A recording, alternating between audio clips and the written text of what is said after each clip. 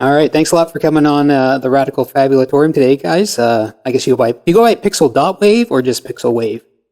Pixel.wave. So it's very much the dot wave is the shtick, I guess, for the wave file thing going on. Yep.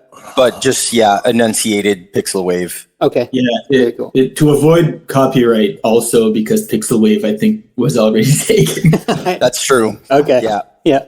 Hey, that's a good tactic. It's a great name actually for this kind of project, as far as I can tell. Yeah.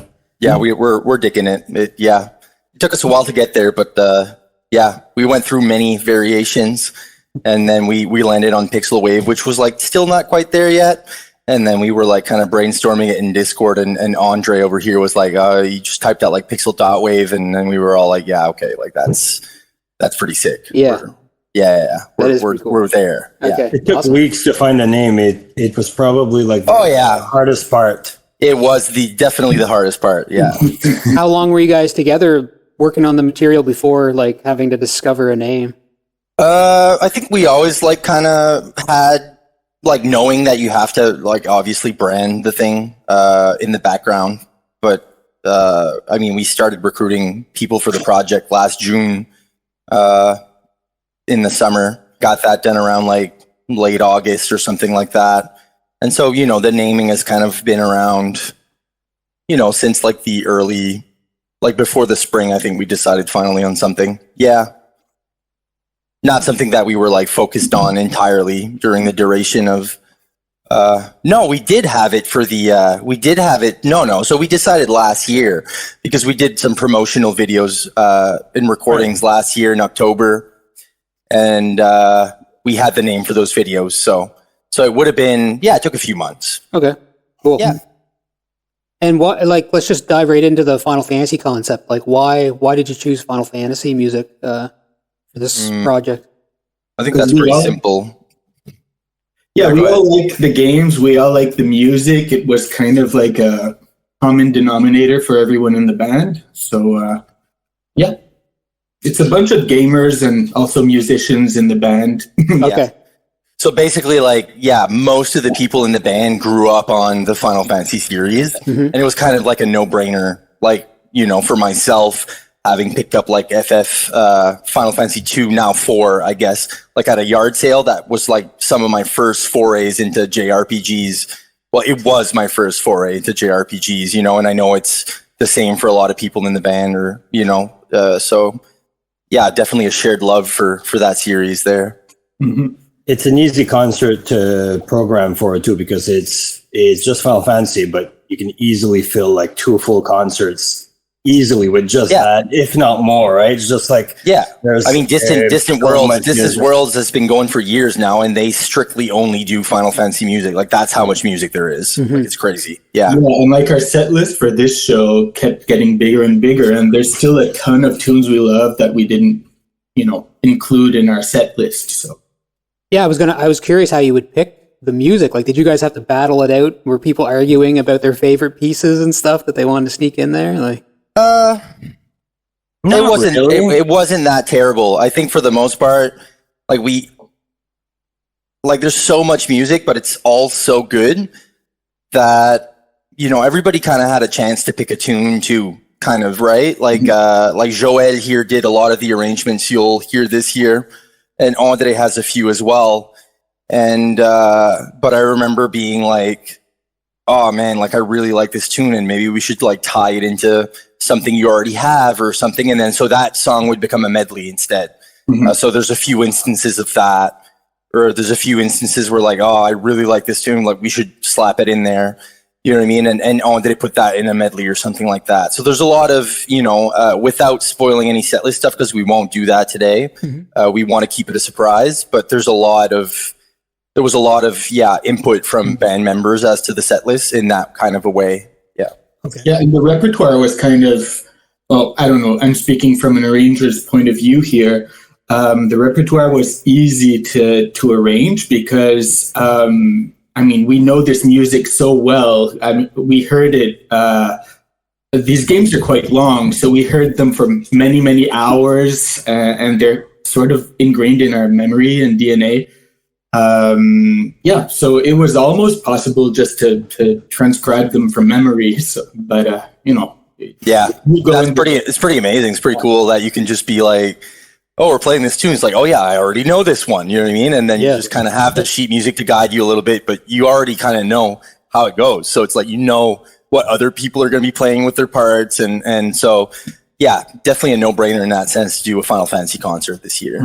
It was fun too, as an arranger, like writing out parts and then like bringing them to a rehearsal, and then like when the members say, "Oh, there's a mistake here," like the melody actually goes da da da da, right? It like corrects like the arrangement, and I look at it. Oh yeah, that's right, true. Right? Like, there was a few moments where I was like, "Oh, this melody should be this." A little. Yeah, they know it here. like so well. Yeah, they can correct the parts, which is nice. Yeah. Okay. It was a baseline I got to talk to you about later. Sure. So does that mean, Joel, that maybe you grew up? Were you the kind of the least familiar with the music? No. No. I've been playing them like since the first one, like since the NES days. Okay. Like play them all. Yeah. But sometimes when you're writing stuff, like mistakes happen, right? So sometimes you have to pick them by ear, or you just write it wrong. Okay. Yeah. It's just that everybody in the band is so sensitive to the music and how it should be that as soon as a little mistake like that arises, we're just like, oh wait, this is not quite how it, should present. Sometimes like there's like different versions too, so it depends which version you pick, right? There's a bunch of different. Yeah. Okay. Yeah, if we could think about the arrangement a little more, because like I grew up, like my first one was FF2 or Final Fantasy 4. But when you listen to the music on the NES or the Super Nintendo, obviously it's like the chiptune or whatever, that style of music. But then when it came onto CDs with Final Fantasy 7, 8 and all that, the arrangements became so much more like full, and obviously with CD quality audio. So how did you could use samples at that point, right? Mm-hmm. I'm not sure how to answer that. I mean, basically, André, maybe you want to take this. Well, I mean, those older consoles definitely had their limitations as well, as far as the number of tracks you can have, and how the timbre or the sound really resembles what those instruments are meant to sound like. So, once we arrive in the PlayStation era, then those consoles had just so many more possibilities when it came to the number of tracks and how the fidelity of the instrument sounds. So yeah, for Final Fantasy 2 or 4, we're still the SNES was already much more capable than the NES, but we still weren't at like orchestral level yet. But the thing is, though, so yes, like the sounds themselves got better, but the music itself is still orchestral, even if it's like in like chiptune, right? So especially like as a kid, like back then, your mind and like filled in the blanks, right? Exactly. I almost like remember hearing it as orchestral music with like the sounds and like everything, right? Even if it's not, that's how I remember it too. And like you can still hear the orchestra, even if it's not quite there yet, right? So they were very good at conveying the symphonic feel, right? Yeah. If you listen to new versions now, it says, "Oh yeah, that's what I like heard back then." But then, like you listen to the first version, it's not quite what I like remember. But you know what I mean? Mm-hmm. Yeah, it's like the audio equivalent of how those pixels, like visually, you're able, like your imagination can fill them in, and exactly either turn into these anime characters or into these like Western, more fantasy visual characters. So, yeah. Okay. Yeah, that's the imagination. That's cool. So that's kind of how we took that. Kind of how we took the music, right? We aren't trying to recreate. Like, we're obviously not going to be playing like there's no 8-bit instruments, and we're not going to be all playing synthesizers to try to recreate that. We're just presenting the music in our way, in our format, right? With our instruments, with orchestral instruments, with horns, with strings, with synthesizers, with guitar, with percussions, right? Okay. Yeah. Yeah, I guess I'm wondering too, thinking about the older music still a little bit, because the versions we heard as kids or whatever were stripped down to fit on those consoles, does that mean now currently when you do arrangements, you kind of have like more freedom to modify those ones, whereas like later on when they were fully developed pieces, you were more influenced to keep it the same? You know what I mean? More true to what the CD audio was? We actually talked about that, and that's like it's like sort of our choice. So you can always modify like whatever you want, or you can try to keep it as close to the original as you want. We have a little mix of both right? worlds. Yeah. We have some that are like really faithful, and we like played around with others. Yeah, definitely a healthy mix of a lot of creative choices being made in the arrangements in the forms of either medleys and transitions in these medleys, or even some arrangements that have some things like added to them that wouldn't be there before. And then we also have the arrangements that are very cut and dry, and it's presented as it would have been, albeit in a more blown up format with a little with a 10-piece ensemble. Yeah, I know. I tend to appreciate a more faithful transcription of those tunes, but I also like to have like stylistic changes. So I'll usually have like the melody twice, once quite faithful, and the other, will be like a swing version of something, or will be a more funky version of that melody that we just played. So exactly. Yeah, that juxtaposition can be really fun too. Okay, so in that way you're kind of like satisfying the audience. They get to hear what they're familiar with, but then you get to like... We get to have fun with it and show another side of what it might have been, or what we believe it could be. Okay. Yeah, because like people who appreciate art, they like stuff that they're familiar with, but they also like there to be a new layer on it. That that's like the intrigue in it is like the newness. So I think it's good to combine these two aspects. Mm-hmm. Very cool.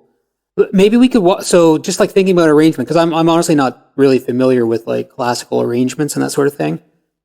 Where would you start? And maybe that's not even the right way to ask the question, but where do you start an arrangement for something like this? Like, how does it first come together in your mind?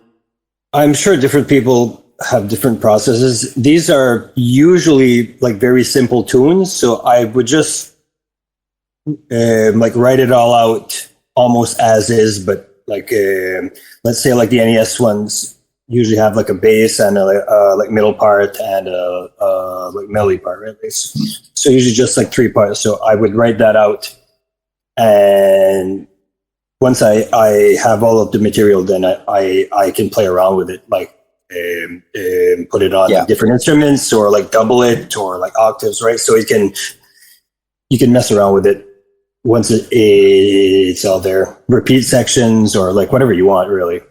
Yeah.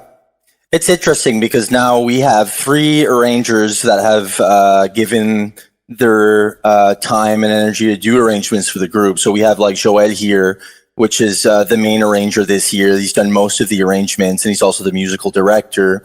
And, he has this way of doing his arrangements. Fantastic. Comes from a very more classical style world, and very nice transitions into these, and a lot of medleys as well. And so his, creative process in taking it and writing like that would be likely different to how even another member in the band would do it, which is not here today, or even André here, which is our third arranger, and also our he'll be our master of ceremonies this year as well, along with playing some woodwinds. But and André can tell you more about his style as well. Yeah, what's your process, André? Yeah, well, I'm curious too. Yeah, I'm very curious. Relying on my memory a lot. So usually, I did 3 arrangements for this project, and usually I just transcribe the melody in the right key, and then try to fill out the rest from memory.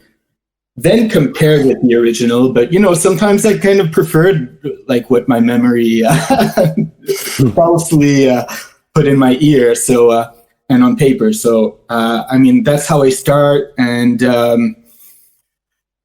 when you have only part of a transcription, I mean, you have a lot of freedom to fill out the rest the way you hear. So kind of how I did it. See, I'm a little bit the opposite. So I would always go back to the original and like no memory, right? So sometimes I would swear that I heard it like one way, but I would listen to it and say, no, it's actually not that at all. And I would copy exactly what the version is, right? Like it was important to me to get the most original version possible in like some of these. And that was just like a choice, right? Like that's just a choice. Like 100%. There is no right way to do this, right? No. You can do whatever you want. But no, and I think that's for me, great. That and for me, I guess being the logistics guy or whatever, and like I like that we have these different aspects coming together. I think it doesn't. I think it'll make it very interesting for somebody coming to see a show to see these different arrangers presenting the music in different ways as well. So I think it keeps it very fresh and interesting. Yeah. There's no shortage of creativity that way. Yeah. Yeah. I'd like to add two things. Like, first of all, when you start an arrangement, you don't always have the same process. And even like sort of planning out the process might be the first step, like before going to sheet music and writing notes. Maybe it's just like doodling a sketch of a shape on a piece of paper, or it might be, finding common elements in different tunes, different songs, using those common elements to put them all together. Yeah, there's many ways you could approach it, right? You could start with a creative concept. You could start with 3-4 tunes that you like that you want to mash together. You could start with one and decide later that you listen to something else and you're like, oh, like this would be very fun to intertwine in a way. Or you could ad lib, we're leaving the canvas blank as far as the way we approach arranging these so far. Yeah. Yeah. And sometimes the concept will just kind of find its place there accidentally. Like, my first two arrangements were both songs that were in 3/4 or in 6/8. So then I decided, well, why not go with another multiple of 3 for the third one as well? So it ended up being a medley. Without saying too much, it ended up being a medley of all tunes in 3/4 from a particular game. So yeah. Sometimes you like start with a like concept too, and it like doesn't work. So I've always started an arrangement, or I like did start it, and I had this idea. I was going to do this and that. I spent a few days, weeks on it, and like it's no good. So you scrap the whole thing and like you start fresh, right? What does that feel like? Start like having to scrap? It's fine. It's a lot of work, like down the drain. But if it doesn't work, I'm not gonna like push it through, right? Like that's the main part. Like there's nothing worse than like presenting something that's bad. Mm-hmm. So if it's not good, I have no problem like starting fresh. I would rather not do it, right, than like do something badly. Yeah, it's like, have you ever worked on something like an assignment or something, and then it doesn't save and you lose it all, and then you're so depressed, but then you start over and it's better. It's better. Yeah. You work on some ideas and now you use the same ideas. Yeah, this is the whole concept of like, this is the whole concept too, and it applies to life in general. It's like, I feel like, if you try, you fail, but then you try again. Like, it's just like, it's just, right? So there's been plenty of little hang-ups like that over the year. Like even me, myself, like learning to like, I've never like managed a group like this before. And I've done a lot of it with the help of like I wouldn't have been able to do it without the help of the rest of the team, right? So this is definitely like a group, like a team effort. Like it wouldn't be possible if we wouldn't all be putting in work. But yeah, the things I've learned this year have been like crazy, and like the mistakes I've made have been crazy as well. But it's like it doesn't get me down, and I'm just like, okay, no, then I have to start over that. I have to like redo it. I have to like, like you get to an obstacle basically, and it's the same with arranging. I'm sure you get to an obstacle, and it's either you surmount or you realize that certain path isn't going to work, and you're going to try something different. As long as you're solutions based and you're just willing to go the distance, you'll find a way to get it done. Mm-hmm. Yeah. Yeah, so there's always a learning experience involved. But I think you're like... I know that maybe is a little too philosophical and vague, but it definitely works well in life and in the creative process. Yeah. Yeah.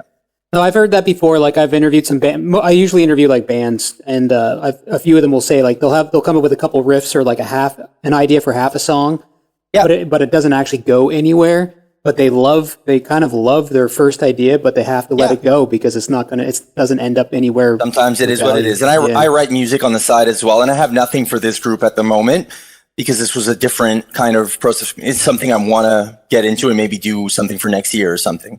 But I write music on the side, like solo and things. Nothing that I've released yet or anything like that, but that's always the case. Like I'll have a couple nice ideas and I'll record them and I'll put them aside or something like that. And they sit there, you know what I mean? They can sit there for a year, and then maybe a year later I revisit it and it changes and it evolves. And then finally we get something different out of it. Or sometimes you sit down and in an hour you have this whole 8-minute piece of music, like it's never a standard process for sure. Mm-hmm. Yeah. Yeah. Very feeling based. Yeah, it's always different, right? It depends on the way you're feeling, on the way you want something how you want it to sound, how you want it to present, a whole bunch of things. Yeah. So thinking too about like more about the arrangement, like I'm always kind of interested with. So I imagine in the orchestra or in the ensemble, there's a few different instruments who their ranges play the role of like lead or melody. They carry the melody or the top line.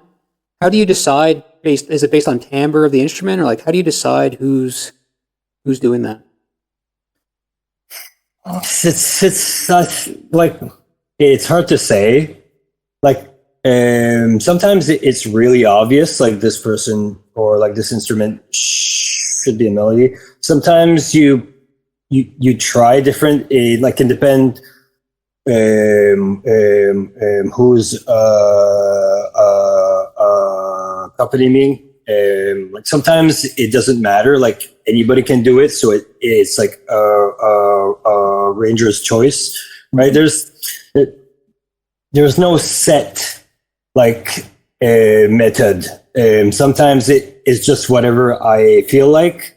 Other times, like it's really obvious. It has to be flute, right? And if it's not flute, it will be wrong, right? Okay. Like not technically wrong, but like flute is going to be great there, right? Or like a ripping electric guitar, right? Just like a big melodic, like, right? So sometimes, So in the band, there are 10 musicians in the orchestra, and each plays more than one instrument. Like I play 5 instruments. I'll be playing 4 of them on this show. But I mean, this is just to say that we have almost every instrument of an orchestra already at our disposal with the musicians that are in this band. So I mean, if we want to be faithful, we usually have the chance to do so. But I'll also add that this is one thing proceeding from memory, like I mentioned earlier, that I remembered the notes correctly, but I couldn't remember who played the melody, which instrument played it. So, you kind of try it with different instruments. And, I've had things that the original was played like on a solo guitar, and that instead are now played by a trio of woodwinds and things like that. And I know Joël also did a lot of stuff like this. Yeah, sometimes like the original was like orchestral, but like my version is more rock, right? So So that like flute solo that was really nice in like the original now doesn't really work anymore, right? So it has to be guitar or like trumpet or like something louder. Something that can pierce the mix a little more. Yeah, exactly. Yeah. But I really enjoy that also. Like, again, I didn't do any arrangements this year, but I had a lot of, I still felt like I had a lot of say in the creative process in another sense at some points. But like the arrangements that these guys have done this year, like they're all crazy. Like they're all fantastic. I love them. I've loved learning them, and I can't wait to play them. But yeah, it feels like there was like careful curation of making sure like everybody at some point is playing a melody somewhere as well, right? And to keep it fresh and to give everybody their little kind of like spotlight. Like this person is going to be playing, violin is taking melody here. There's a synthesizer that has like a lead sound that's taking a melody here or a solo there. Like everybody's got spots, right? And I think that's a better way to present, because we all listen to the music on as we're playing the video games, and then the composer in this case for the most of these pieces, Nobuo Uematsu, had his ideas, and he worked with Square Enix closely for the whole of his life, and did these ideas and presented them, but we hear them in a way, and we didn't want to just be presenting these pieces as they were. We also wanted to put a little creative spin on it, because we have that to offer a little bit as well. And so I think there's a good amount of tunes that are there, and in every tune you'll get the gist of the tune, right? You'll get the vibe, you'll get the melody. It just might not be always, as Joey was saying, the flute takes melody here usually, but because we've decided to present it in maybe a more, heavy rock flavor, that maybe the guitar is ripping a lead on it, or things like that. And so I feel like we have a really good balance in that sense of a creative reinterpretation and a faithful recreation, right? We're blending the lines for sure. What I find also is that as we learn how everyone in the band plays and what their skills are and their strong assets are musically, we're able to, shape the arrangements in a way that allows us to feature all these particular skills that everyone has. Like everyone in the orchestra has formal training, but not all the same training. I mean, a couple people in the band have a more classical training, and some have are more from the world of jazz. And so you might, like myself. I mean, I come from the classical world, but like for myself, I think I'm the only one in the band that doesn't have any formal academia, which is super weird. Still ended up here somehow, so that's fun. Yeah, so you might hear like in some of these arrangements solo sections with improvisation in there. So it's hard to program a video game to improvise, so it might not be very familiar. But I think this adds a little surprise element. So I guess I didn't think about that those two worlds might be colliding, like jazz, this coming from the background of jazz and the background of orchestral or classical. Yeah. And rock, right? Which is important too, which is really different. Like I'm more like comfortable writing like for a like classical group. But like rock is really different, right? Like just writing power chords, like I like didn't know exactly like how to do that. Like it's very simple. They're just fifths. But like if you've never like written for that, or you're not even quite sure how they work, right? So just like it's tough, because even in classical arrangement they teach you that parallel fifths and things like that are kind of like to be avoided. Bad, right? But then in rock we're just doing it all the time. You know what I mean? Yeah. Because like that's what we do, right? And it's fantastic. Like there's no rules, So I had to ask a lot of like questions especially from the guitar player, which I was less familiar with, and like piano is always problematic because they're like pianists. They can play a lot of notes, but if you don't write them correctly, like it can become like impossible really quickly, or like it becomes impossible, or it becomes like just too difficult. Much. Yeah, it becomes too difficult, or it becomes too much in the mix too, because they're taking a lot of mid range, and it's also like two clefs to worry about. So you know what I mean. You're playing like your right hand treble, usually your left hand bass clef. Yeah, I've had a nice challenge this year, though. I've really enjoyed the pieces so far, and it's not been impossible, but it has been a challenge. Yeah, it was fun, like writing for different styles. I like learned a lot.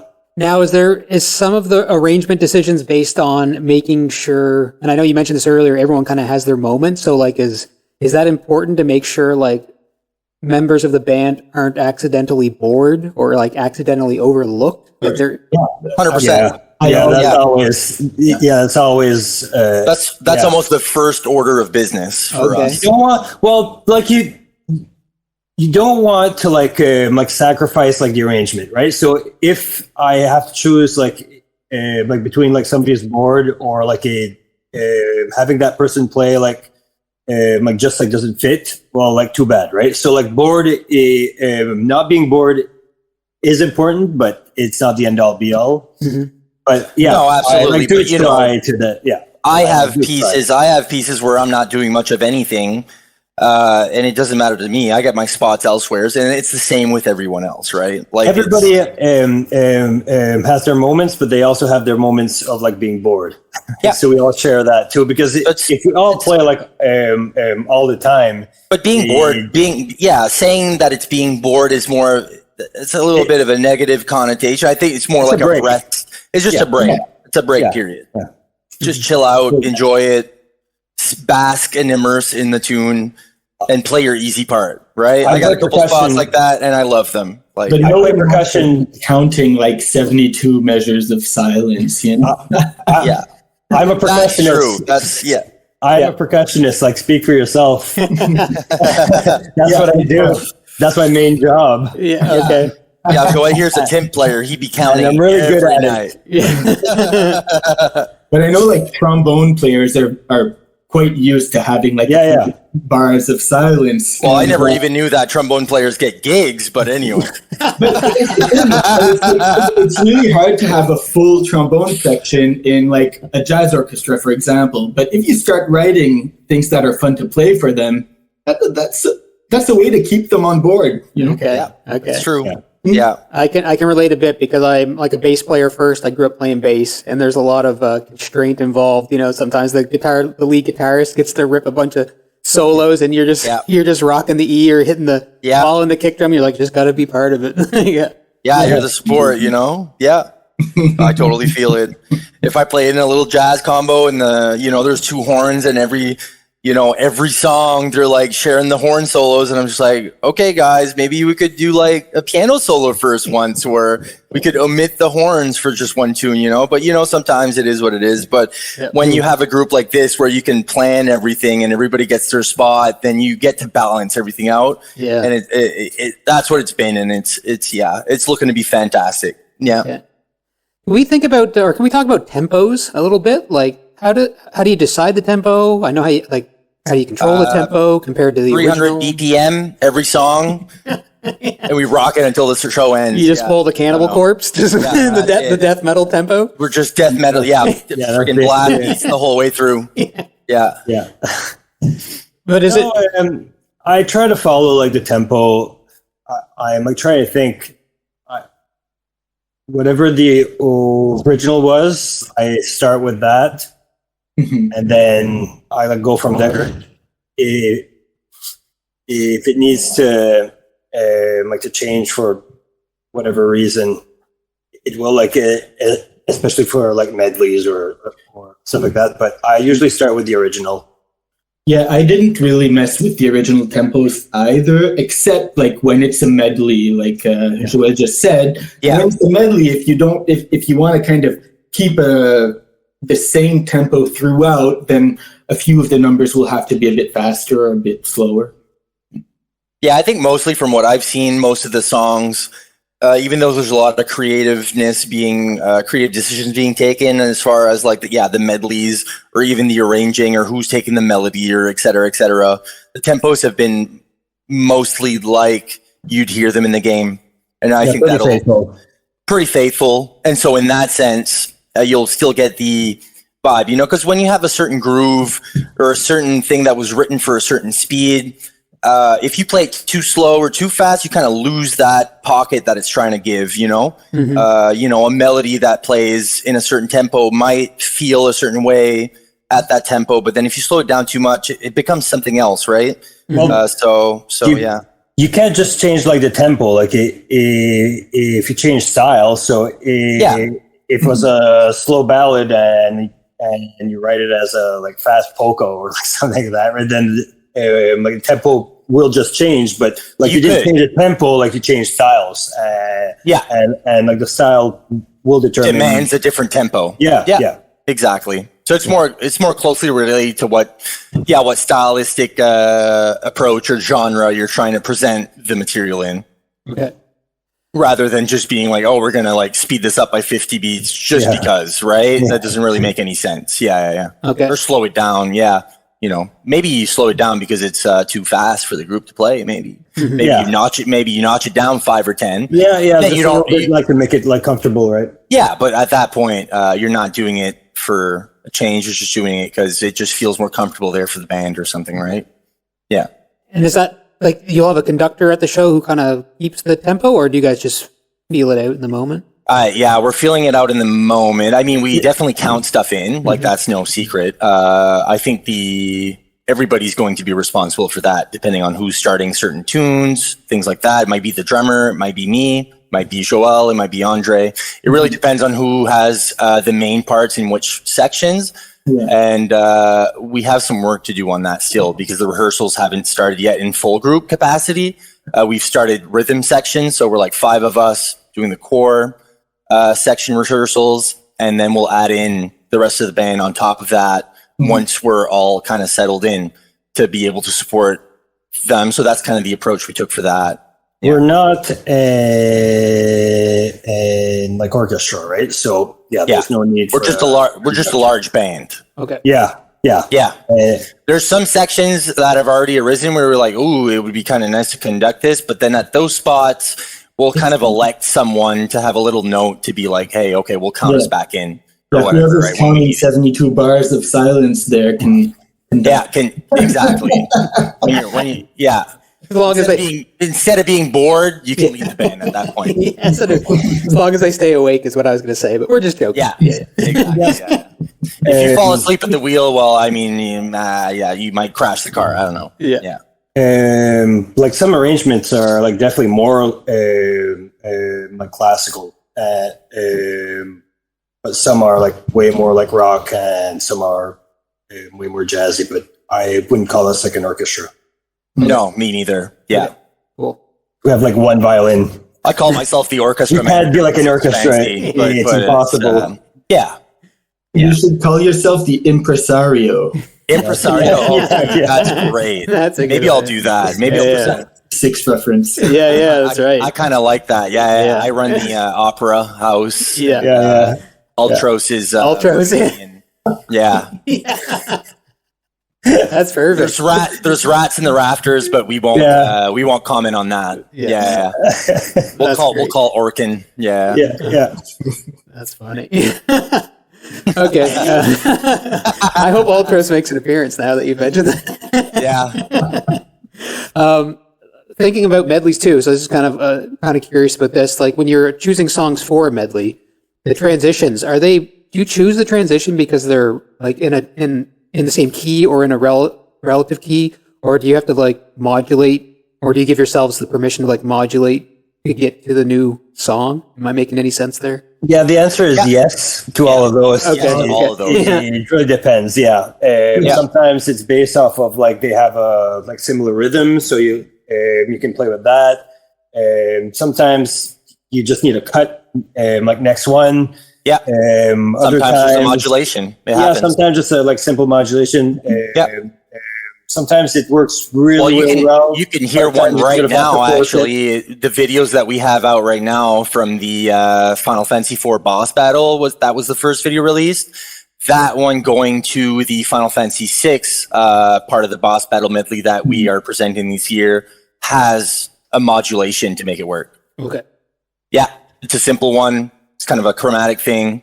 And they both have like the same rhythm too. And they both have the same rhythm, right? So it kind of started with the motif from Final Fantasy VI, but in the key of Final Fantasy IV, doing that. And then that leads into your Final Fantasy VI motif. So that's how that one was approached by Joël. Yeah. When you look at two pieces that are meant to follow each other, I mean, you just find the elements that they share and use that as sort of the thread that ties them together.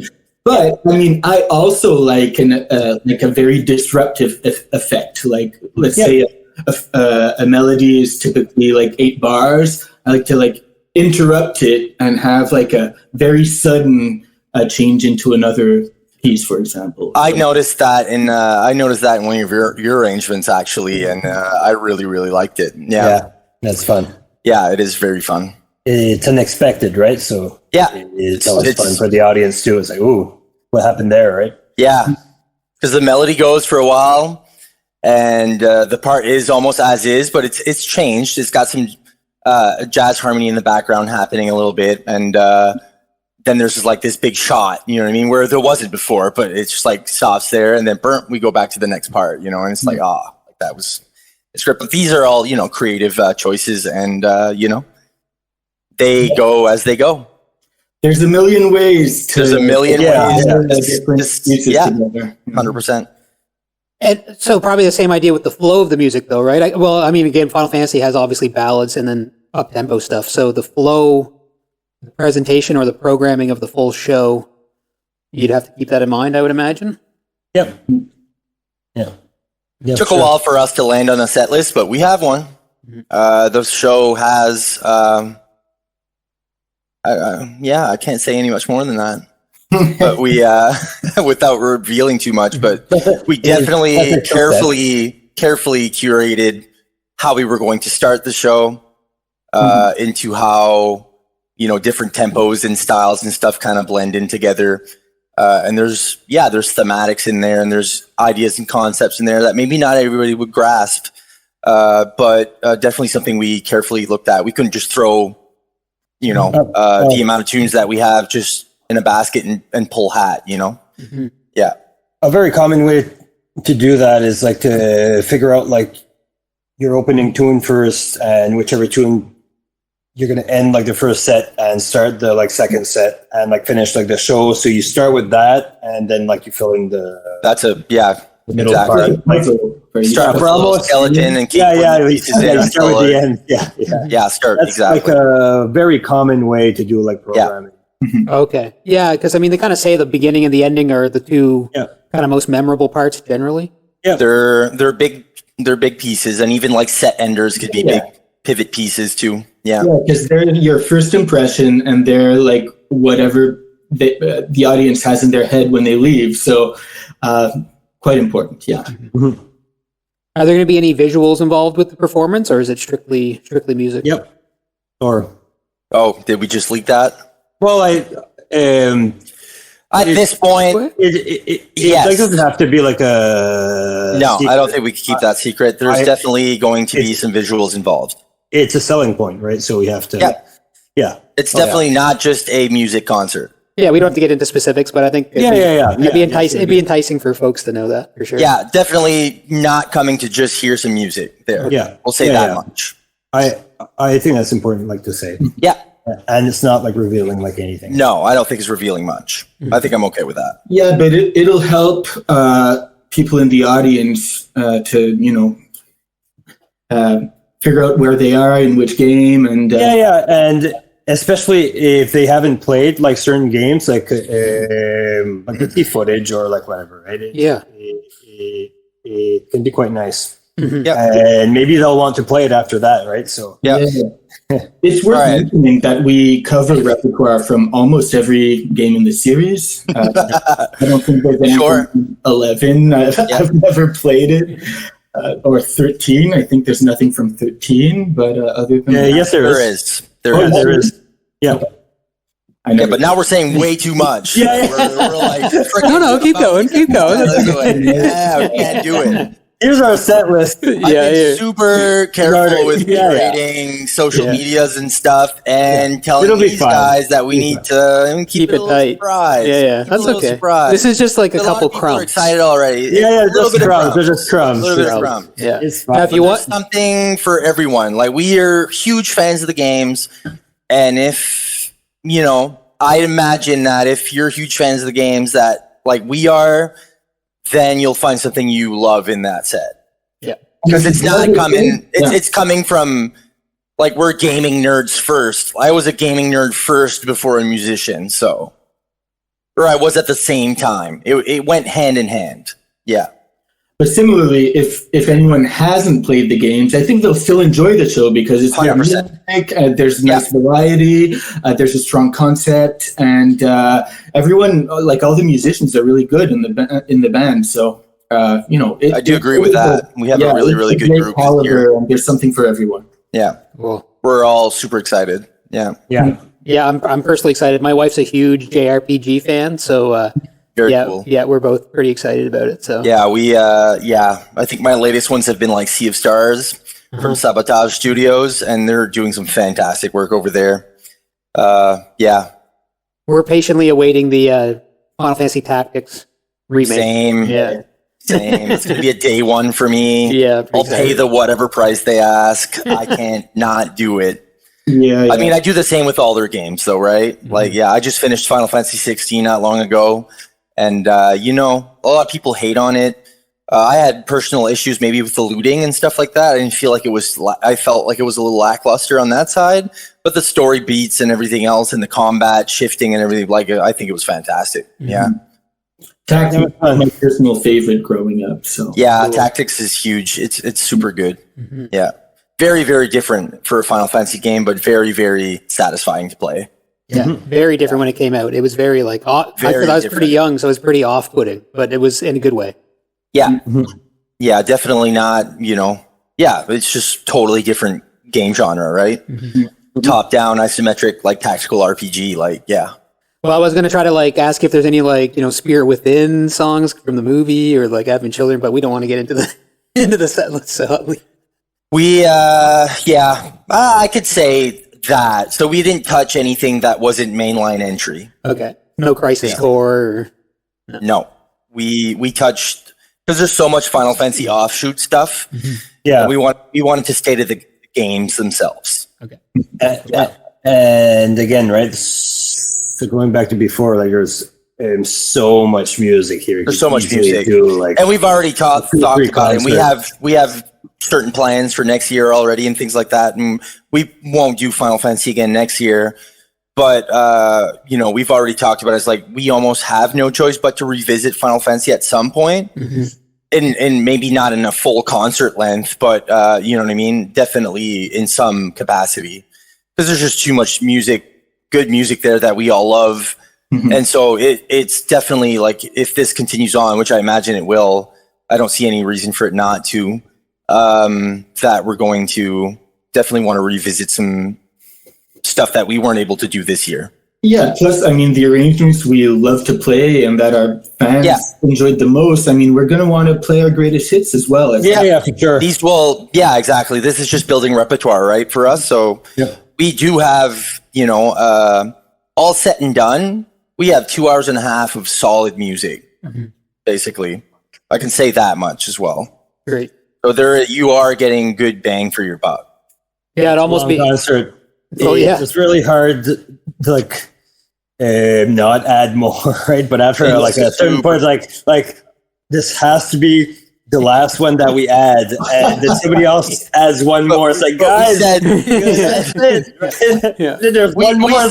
We said this was going to be the last one like 3-4 Yeah, I times. know. But now we're good. Now we're good. Now we literally we make it longer. Yeah. It was just so fun. Yeah, it was just so fun. Yeah, Just like too much good stuff. Yeah, just recently, someone in the band said, "Oh, we really don't have enough from this particular game." Yeah. And so I started listening to the music in that game, which is like there are over 4 hours of music. I had like a list of all the tunes from that game that would be fun arrangements, and it was really hard to boil it down to whittle it down. I think you did. I know what arrangement. I think you did a great job. I think it was. I think it was the perfect one. Yeah. Yeah, that could be tough. It reminds me of my what I say to my wife at home, that like we have lots of goofy and funny mugs, but it's like if you want another mug, one of the ones in the cupboard has to go. We were able to fit everything in. We didn't cut anything. Okay, cool. Everything made it in. So we'll have no there's no cuts this year. Okay. To get the full that sounds the full thing. Everything that we arrange is making we're it gonna in. play. Yeah. okay. Yeah. Awesome. So the tour, the batch of shows starts in Sackville on August 21st. Is that correct? Yep. Mm-hmm. Yeah. So you got Sackville on the 21st. We got Fredericton on the 22nd at the Charlotte's Arts Center. St. John at the Phoenix Theater on the 23rd. PEI, Charlottetown. Beaconsfield Theater on the 24th. And then the Aberdeen Cultural Center in Moncton on October 4th. That's correct. Awesome. And so keep an eye out on an off-season date. We're still trying to get to Nova Scotia. There's been a lot of buzz there. Good. And it's just been a little difficult managing all the things that we need to do currently to get ready for the show, plus try to like figure out another date, right? But we really want to get out there soon. Yeah. Yeah. Very cool. That would be nice to go there. Yeah. I'm sure Halifax would be really receptive to it for sure. I think so. There's been a lot of interest. I've spoken to a few people over there already. We just need to find the suitable venue. And at that point, with the 2.5 hour drive from Moncton, which most of us are based in, it's more expensive too, right? So you have to need accommodations, right? Yeah. So it's a little more like pieces to like figure out. A little more logistics to figure out. Yeah. Cool. Where should guys or girls go to check out the group online? What's the best way? Definitely our link tree. Okay. So linktree /pixel.wave.nb. Okay. That would be the because from there we link to our YouTube, Facebook, Instagram. We got our Radio Canada interview on there. We have ticket links there. So everything is centralized in that one location. So Linktree definitely the best spot to check out whatever we're doing next. Okay, wicked. I'll put that link in the old video description, of course, or the audio description. Absolutely. So people can follow that. If you want, or you probably can find it easy enough. Yeah, I have it. I have it set on our Facebook and our Instagram. So cool. yeah, that's definitely the best way. If you're on Facebook or like Instagram, the Linktree link is like there too, right? Yeah. Give us a follow on Instagram too. I love it, but somehow we hit it harder on Facebook. I really would like to get that over to Instagram. Smash that like button. Smash that like button. Yeah. Cool. Lots more stuff coming your way. It was an awesome chat, guys. I don't know if anything else you want to add or anything else we should touch on. It's been about an hour, which is pretty solid. I think we had a good chat here. Yeah. Yep. I think I want to go play some. I think I want to go play some Final Fantasy now. Yeah, I might do what you did, and just decide to go on vacation right now, right as soon as it's done, and go take home. A break. Quit your job. Yeah, quit my job. I have Mario Rabbids 2 waiting for me, so maybe I should quit my job. Yeah, that's a good reason, dude. Yeah. That seems insane. Yeah. If anybody hasn't seen our promo videos yet, they're on in our Linktree or on Facebook. Yeah, and I'll be starting some more. We'll have a couple more posts up for some biographies for more members of the band next week. Cool. And then I'll release something else. Yeah, and there are some videos on YouTube. Yeah, they're all there. YouTube. Yeah, they're on YouTube too. Cool. They're all there at Facebook or Instagram. They're everywhere. Awesome. Pixel.wav NB. Pixel.wave, pixel.wave.nb. Okay, wicked. Yeah, I'll post all those links down below for the friendly listeners to click on. Yeah, just don't rename any files with .wav at the end, because then it converts them into wave file, which I did. Which doesn't work well for when you're trying to share PDFs. yeah. Oh yeah, that's funny. It confuses the computer, right? Yeah, that's good. Yeah. That's funny. Yeah. Okay. Convert this Word document into a wave. Yeah. Pixel.wave Yeah. Word file. Yeah. Wait 1 second. funny. This isn't sound. Awesome. Well, thanks a lot, guys. I really appreciate your time. And August 23rd is the one I'm looking at in St. John. So Awesome. I'm sure it'll be a great time, and we can do this again probably sometime. Yeah, sure. It'd be fantastic. Yeah. Yeah, I fun. will. Cool. Awesome. Thanks a lot. All right, man. Have yourself a great Thanks. day. Have a good one. Chat later. See ya. Bye.